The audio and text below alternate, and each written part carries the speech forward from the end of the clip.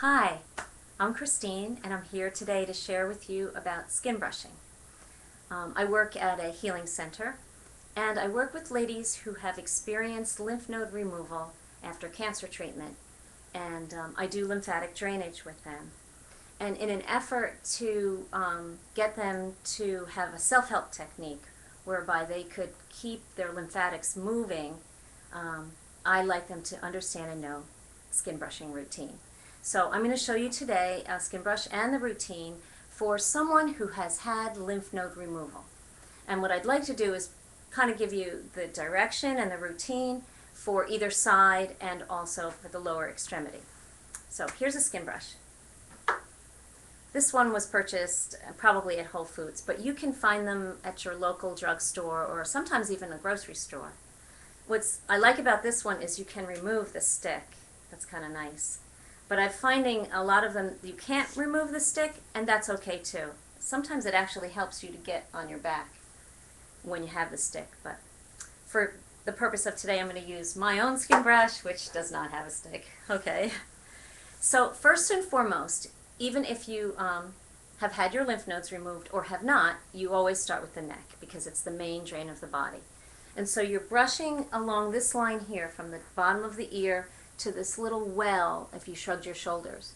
And you brush 5 to 7 times along each side of the neck. And then also 5 to 7 times on the back of the neck. From the back of the skull down to the trapezius or the upper shoulders. So it looks like this on each side. And now you're just starting to get the juices pumping. If you have had lymph node removal of either armpit, then what you want to do is brush in a way that you are moving away from that station.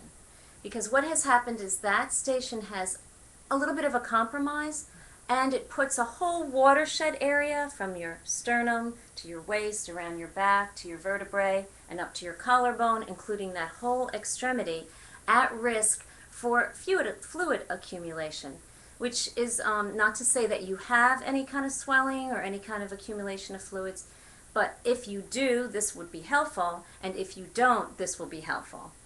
So that's where we're going to start. If you've had lymph node removal of the left side, then what you want to do first is the neck, and second is from the left side, you want to cross your sternum and go to your right side, the unaffected side. So you're brushing 5 to 7 times this way, and then kind of lift those up a little bit, and this way. And if for some reason there isn't something to lift, then you can just move away from your scar and then across. The next thing that you would want to do is lift the arm, and from your suture area or the armpit, you want to move down across your waist. You want to be sure the important thing is to cross the waist, because you're going over a territory line and you're sending anything that might be accumulated to an area that knows what it's doing. There's no disruption.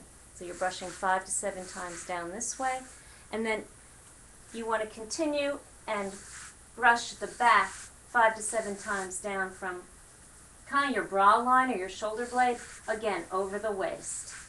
And so now you have completed the trunk brushing away from the affected area. Now on the arm itself, you just want to brush from the top of the hand in long strokes as if you were brushing a horse, all the way up to, again, that little lymph lake that I told you about, that little lymph well. And you want to do that 5 to 7 times. Not on the inside of the arm though, because we don't want to reinforce anything that's already got memory to be pumped there.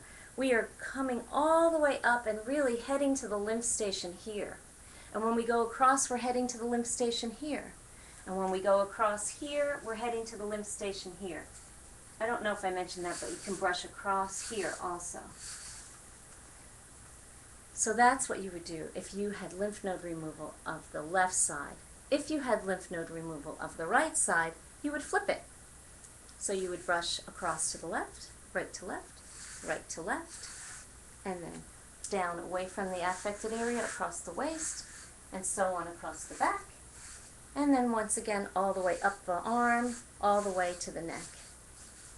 Now the beauty of this whole technique is that it mimics the actual stroking of the lymphatic system when a lymph drainage therapist works on you. And I'll show you, when I work on the ladies, I do a technique that actually stretches the skin and creates a little bit of a transient stretch. And when you use your dry skin brush, you are creating that same stretching action so that you are directly affecting the flow of lymph. So that's really the routine for the upper body. If by any chance you had lymph node removal of the lower body, the inguinal nodes at the thighs, then you would pretty much do the same thing. You would brush, you can't really see it too clearly here, but you could brush from the affected area where your lymph nodes were removed out to the edge of the leg 5 to 7 times, and then you would just come up over the butt and over the waist, because in this case you would be sending the lymph that would normally go here all the way up to here, whatever is unaffected. And if by some chance you've had affected areas in multiple places, then you really just need to talk to a lymph drainage therapist or keep moving it in the opposite direction away from the lymph node removal. So I hope that you will try this, because it greatly supports not only the stimulation of the lymph, but it sets a direction so that the lymph can find a new and alternate pathway to an area that is already healthy and working. Good luck with your skin brushing.